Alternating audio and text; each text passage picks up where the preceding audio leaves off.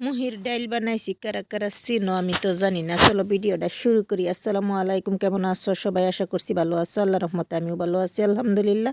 এই যে এগুলিরে কি কও তোমরা আমি তো জানি না, আমরা কিন্তু এগুলিরে মুহি বললা কই, মানে কচুর মুখী যে এগুলা মানে কচুর মুখী আর কি।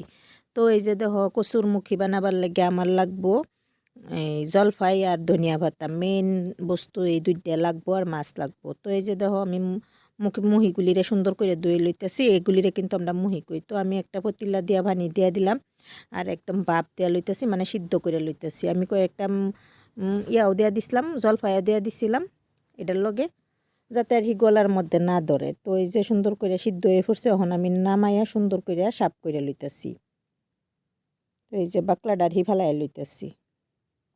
তো এই যে সুন্দর করে আমি সাফ করে এগুলিরে সুন্দর করে লয়ে লইতেছি।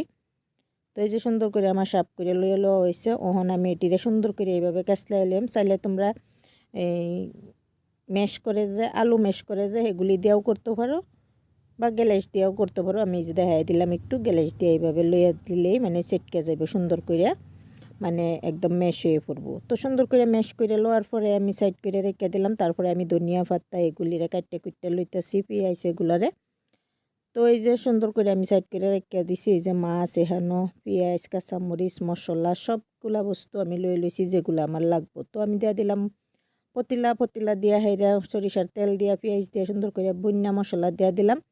হলুদের গুঁড়া, মরিচের গুঁড়া, জিরা ধনিয়ার গুঁড়া দিয়া হেরা সুন্দর করে একটু পানি দিয়া নিমকও দিয়া দিলাম স্বাদ মতো। তারপরে মাছগুলা দিয়া দিলাম। মাছগুলা সুন্দর করে আমি হেন মানে কষাই লইতেছি।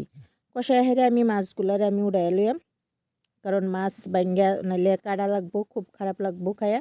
তো মাছগুলি উড়ানির পরে আমি মুখিগুলি দিয়া দিলাম, মানে মুহিগুলি দিয়া দিলাম, কচুগুলি সুন্দর করে দিয়া গরম পানি দিয়া দিলাম।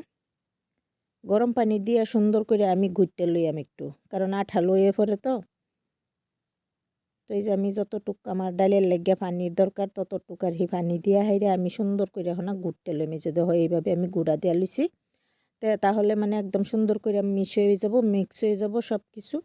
আঠালো ভাবটা যেটা এটা ছেড়ে দিব। তো এই যে সুন্দর করে আমি গুইটে লইতেছি। তো কালারটা দেখো কত সুন্দর আইতেছে। যতই রান্না হইব ততই সুন্দর করে কালার আইব। হলুদের পরিমাণটা একটু বেশি লাগে আর এটার মধ্যে, তো কালারটা খুব সুন্দর আইয়ে। তো এই যে সুন্দর করে আমার ডালটা হেন্দা হইতে থাক। আমি হেন্দা মাছগুলা একদম সুন্দর করে কাটা বাচ্চা লই, নাইলে কাটা থাকলে ডালটা খাইয়ে ভালো লাগবো না। তো আমি মুহির ডাল বানাইতেছি, এটার মধ্যে জলফাই লাগবই, কারণ নাইলে গলার মধ্যে ধরে।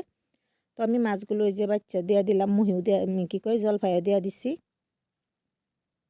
4-5টা জলফাই আমি দিয়া দিলাম কাঁচামরিচ দিয়া মাছ বাচ্চা যে লইছিলাম সেইগুলোও দিয়া দিলাম। দিয়া হেরে সুন্দর করে এই যে দেখো আমি ডালটারে হন রান্না করে লইতেছি। যত রান্না মানে যত জাল করবা ততই স্বাদ হইব। তো এই যে দেখো সুন্দর করে হইতেছে। একটু সময় লাগে এই ডালটা বানাইতে, কিন্তু খাইতে খুব মজা লাগে। তো আমার ডালটা প্রায় হয়েই পড়ছে। এর মধ্যে আমি ধনিয়া পাতা একদম বেশি করে দিয়া দিলাম। তো কালারটা দেখছো সুন্দর হয়ে পড়ছে। তো আমার ডালটাও আমার হয়ে পড়ছে, রেডি হয়ে পড়ছে। এখন নামাই আমি তুম করে দেখাইতেছি। এগুলি মুহির ডাল মানে ভাতের লগে রুটির লগে খাইয়া খুব ভালো লাগে। তাই আর বেশি ভালো লাগে আমার কাছে মেরা পিঠা দিয়া খাইতে, কিন্তু আফসোস মেরা পিঠা আমার আসছিল না, তো ভাতের লগে খাইছিলাম। কিরম লাগলো ভিডিওটা? যদি ভালো লাগছে আমার পাশেই থাকবা।